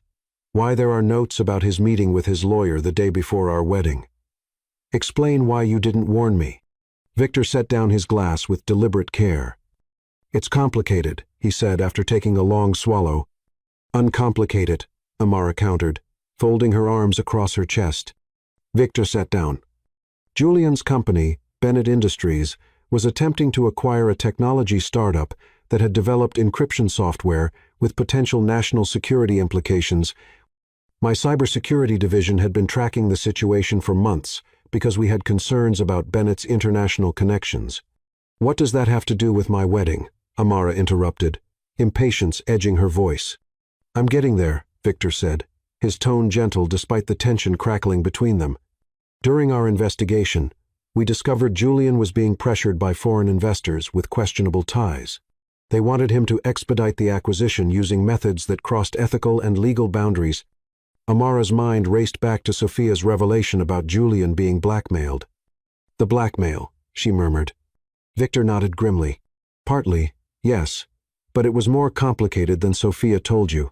Julian wasn't just a victim. He was in too deep with some very dangerous people. When he tried to back out, they threatened to expose not only his financial improprieties but his family's as well." "And leaving me at the altar was part of their demand?" Amara asked, disbelief coloring her words. "No," Victor admitted, and something in his expression made Amara's stomach clench with dread. That was his attempted solution.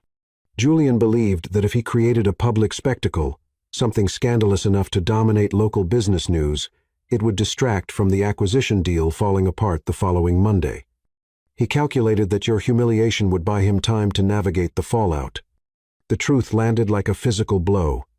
Amara sank onto the nearest chair, the document slipping from her suddenly nerveless fingers. All this time, she'd allowed herself to believe that Julian had been forced to leave her, that he'd had no choice. The reality that he had deliberately sacrificed her dignity to save his own skin was almost too painful to comprehend. "If that's true," she said when she could finally speak again, "then why didn't you warn me? Why let me go through with a wedding you knew was doomed?" Victor crossed the room to kneel before her, though he was careful not to touch her. "I tried," he said quietly. 2 days before the wedding, I arranged to meet with you under the guise of discussing a potential corporate event. You had to cancel because of last-minute wedding details." Amara vaguely remembered the scheduled meeting. Victor Langston requesting her services for a charity gala. She'd been so overwhelmed with final arrangements that she'd asked her assistant to reschedule for after her honeymoon. "One cancelled meeting doesn't absolve you," she pointed out. "You could have called, sent an email, shown up at my office." "With what evidence?" Victor countered, frustration edging his voice. "Everything we had was part of an ongoing, confidential investigation. If I had approached you with vague warnings or unsubstantiated claims, would you have believed me, a man you barely knew, making accusations against the man you were about to marry?" The question hung between them, uncomfortable in its logic. Would she have believed Victor, or would she have dismissed his warnings as the ramblings of a jealous competitor of Julian's? "You still should have tried harder," Amara insisted, although her certainty was beginning to waver. "Instead, you let me walk into that chapel completely unprepared." Victor rose, moving to retrieve something from his desk drawer. "I did try," he said, returning with a sealed envelope that he placed in her hands. "This was delivered to your office the morning of your wedding. It contained enough information to make you question Julian without compromising the investigation." Amara stared at the envelope, addressed in Victor's distinctive handwriting. "I never received this." "Because Julian's assistant intercepted it," Victor explained, the muscle in his jaw working as he controlled his anger. "She was on his payroll to monitor all your communications that week. They couldn't risk anyone warning you." Amara's mind raced back to that morning, Julian's assistant, Clara, unexpectedly showing up at her office with a forgotten wedding detail, insisting on handling the mail while Amara finished her makeup. The pieces were falling into place, forming a picture far more calculated than a simple case of cold feet. "Even if that's true," she said, still struggling to reconcile this new reality, "it doesn't explain why you were there at the wedding." Victor's expression softened, vulnerability shining through his usually guarded demeanor. "Because I couldn't stay away," he admitted quietly. "Because, despite knowing what was likely to happen, I couldn't bear the thought of you facing it alone. I told myself I was there for closure, to finally stop thinking about the beautiful wedding planner who had captured my attention at Lila's wedding. But, in truth, I was there because some part of me hoped I was wrong, that Julian would prove me wrong and make you happy." The raw honesty in his voice threatened to unravel Amara's righteous anger. She stood abruptly, needing physical distance to maintain emotional clarity. "When did you plan to tell me all this? Or were you hoping I'd never find out?" "I was waiting for the federal investigation to conclude," Victor said. "The documents were sealed until yesterday. The Justice Department finally closed the case." He ran a hand through his hair, frustration evident in every line of his body. "I was going to tell you everything tonight." He gestured to the dining table, set for an intimate dinner with candles that had burned down to stubs during their confrontation. "That's why I planned this evening." Amara glanced at the abandoned tablescape, remembering how excited she'd been just hours ago, believing they were celebrating the one-year anniversary of their first meeting. The irony tasted bitter on her tongue. "So this whole relationship," she said slowly, piecing together the timeline in her mind, "it started because you felt guilty about my wedding. What was I to you, Victor? A responsibility? A chance to make amends?" No, Victor's denial was immediate and fierce as he closed the distance between them, his hands gently grasping her upper arms. "Amara, look at me." When she finally met his gaze, the emotion there nearly undid her. "Did I feel responsible? Yes. Did I approach you that day partly from guilt? Perhaps. But everything that happened afterward, every moment, every touch, every word between us that was real, is real." Amara wanted desperately to believe him, but doubt had taken root, casting shadows over memories she had cherished. "How can I know that? How can I trust anything when our entire relationship was built on a foundation of secrets?" Victor's hands fell away from her arms, his expression reflecting the pain of her words. "Our relationship wasn't built on secrets, Amara. It was built on the connection we share, on respect and understanding, and, eventually, love. The circumstances that brought us together may be complicated, but what grew between us is the simplest, truest thing I've ever known." For a long moment, they stood facing each other, the rain providing a melancholy soundtrack to the impasse between them. Amara felt torn between her instinctive trust in the man she'd come to love and the undeniable betrayal of his silence. "I need time," she finally said, moving to gather her purse and jacket. "I can't process all of this right now." Victor didn't try to stop her as she headed for the door, though the anguish in his eyes spoke volumes. "Amara," he called softly as her hand touched the doorknob, "there's one more thing you should know." She paused, not turning around. "What?" "The day of your wedding, when I found you alone in that chapel," Victor said, his voice thick with emotion, "I made a choice that cost me everything I'd been working toward." That made her turn. "What do you mean?" Victor met her questioning gaze steadily. "The merger I'd been negotiating for 2 years, the deal that would have expanded Langston Technologies into Asia, walked away from it that afternoon. The key investors were connected to the same people pressuring Julian. After seeing what they were willing to do to you, an innocent bystander, I couldn't, in good conscience, enter into business with them, regardless of the profit potential." Amara stared at him, trying to reconcile this revelation with her anger. "You sacrificed a merger worth billions," Victor supplied softly. "But I would make the same choice again in a heartbeat. Some prices are too high, Amara, even for a businessman like me." The magnitude of his decision rendered her momentarily speechless. Victor Langston, notorious for his shrewd business acumen, had walked away from the deal of a lifetime because of his moral compass. Because of her.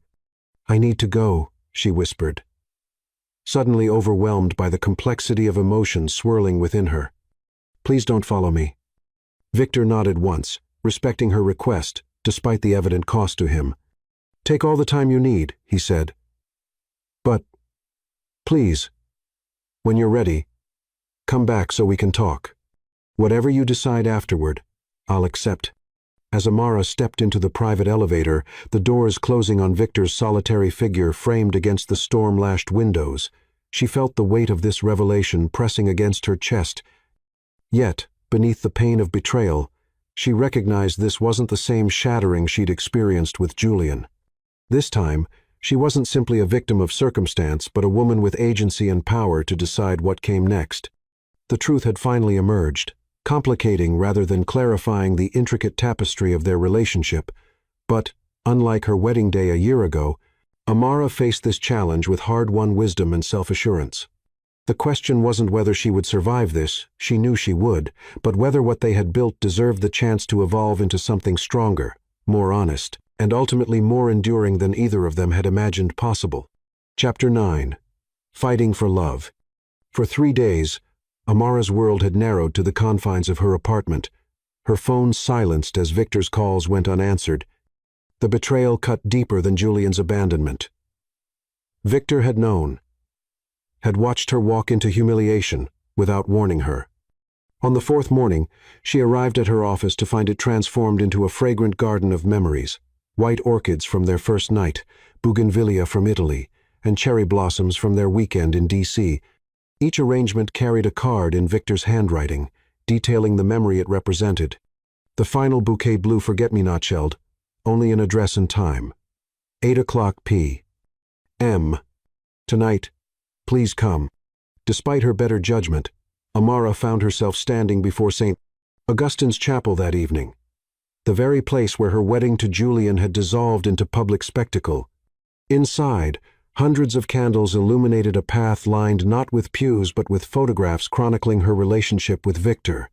Each image captured a moment they'd shared sailing off Kiwa Island, dancing under Italian stars, quiet mornings wrapped in each other's arms. At the altar stood Victor, wearing simple dark slacks and a white shirt, vulnerability etched across his face. Behind him stood Malcolm and Lila, silent witnesses to this moment. "Why here?" Amara asked, her voice barely steady. "Why bring me back to this place?" "Because this is where your heart was broken," Victor answered simply, "and it should be where I fight for us with everything I have." He gestured to a leather portfolio Malcolm held. "Inside is every document related to Julian, the investigation, and the failed merger. No more secrets, Amara.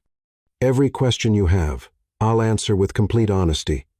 Amara understood the magnitude of what he offered.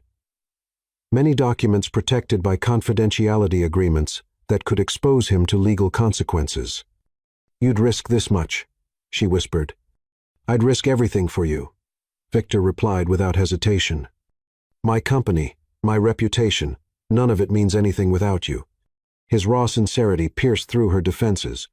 "Before I look at these, tell me why you didn't warn me about Julian, not as a CEO or investigator, just as the man I fell in love with."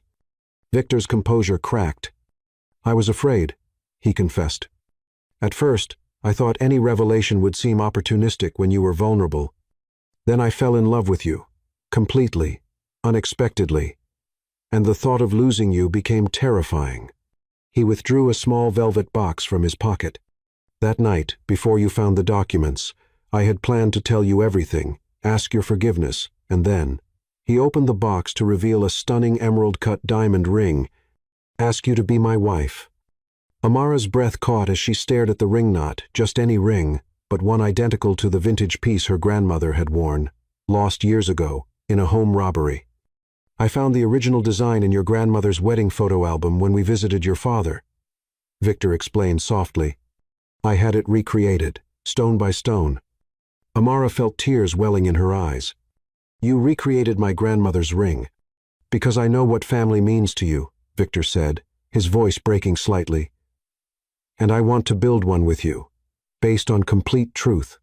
He knelt before her, not in the practiced gesture of a man accustomed to getting what he wanted, but with the genuine humility of someone risking everything. "I made a terrible mistake in not telling you sooner," he said, looking up at her. "I have no excuse, except that I was afraid of losing the greatest love I've ever known. But I'd rather lose you, knowing you had all the truth, than keep you through deception." He didn't offer the ring yet, didn't ask the question hanging between them. Instead, he simply said, "I love you, Amara Elise.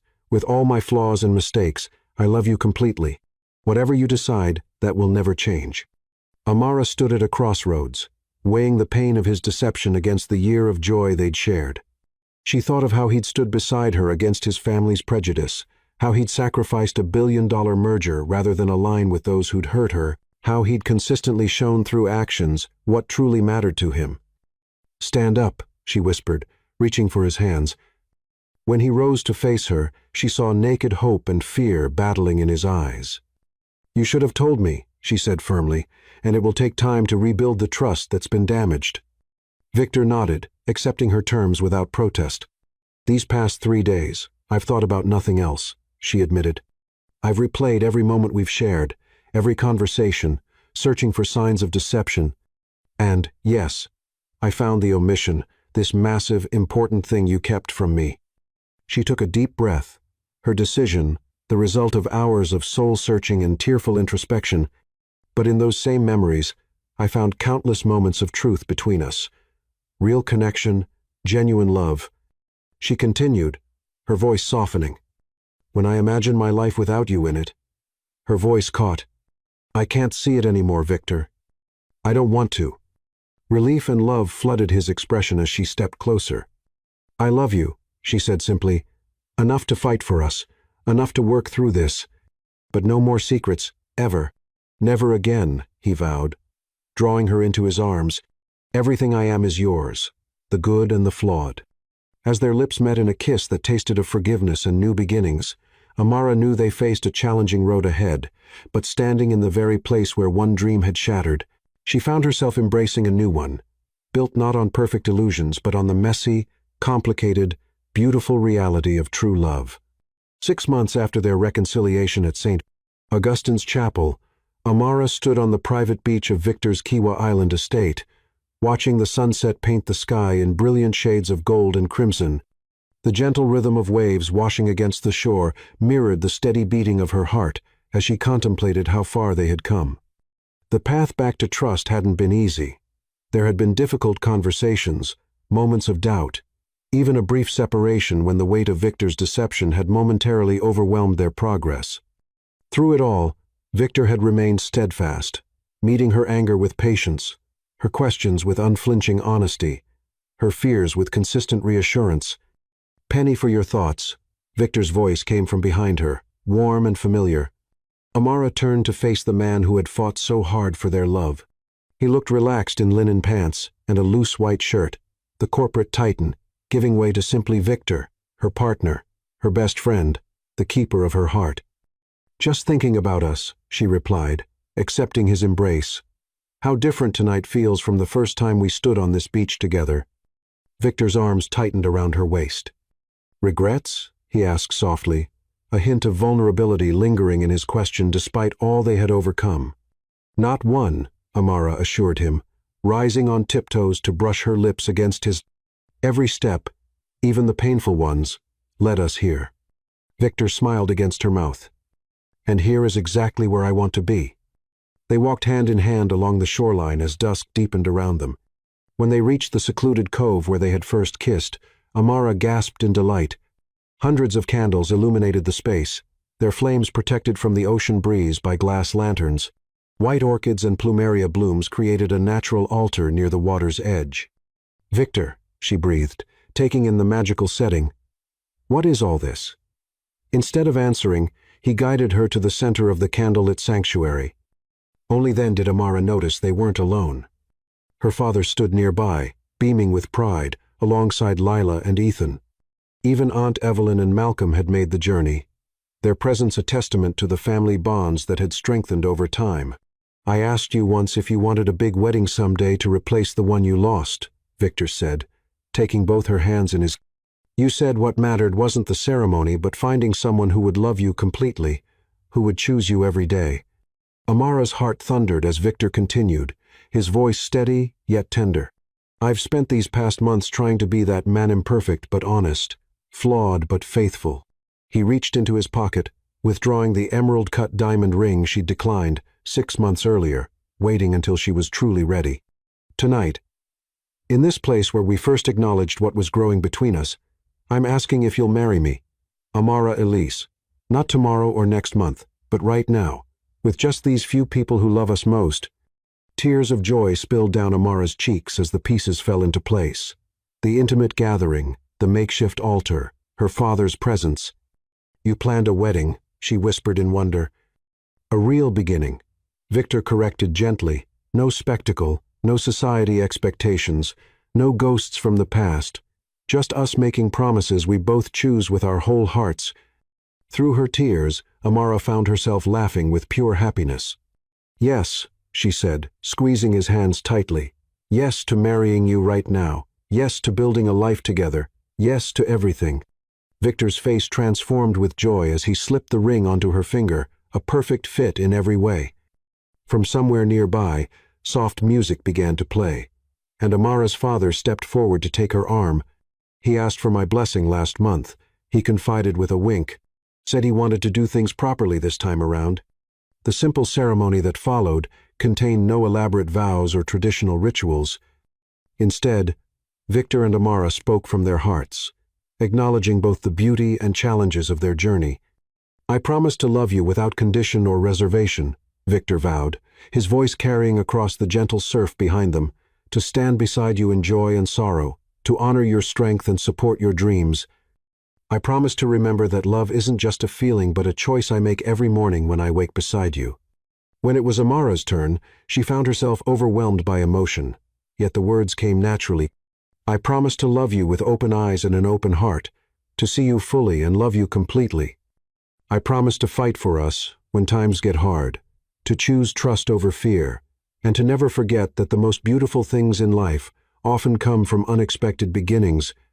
As they exchanged simple gold bands, the setting sun cast its final golden rays across the water, bathing them in ethereal light.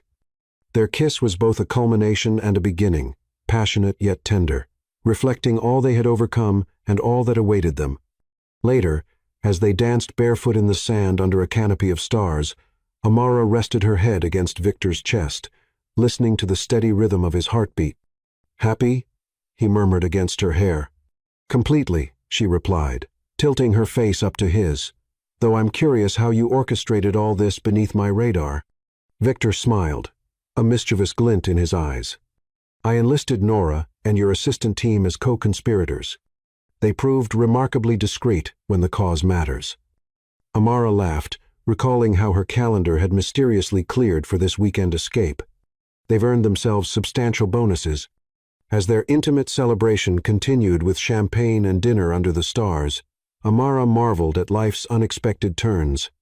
12 months earlier, she had faced humiliation and heartbreak, believing her chance at true love had vanished with Julian's betrayal. Now, she wore a ring that symbolized genuine commitment, cherished by a man who had fought to deserve her trust.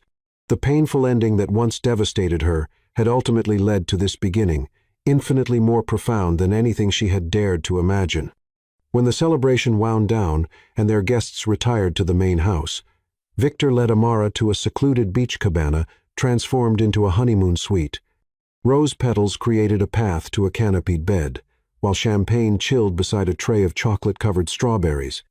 "One last surprise," Victor said, guiding her to the terrace where an infinity pool seemed to merge with the moonlit ocean beyond.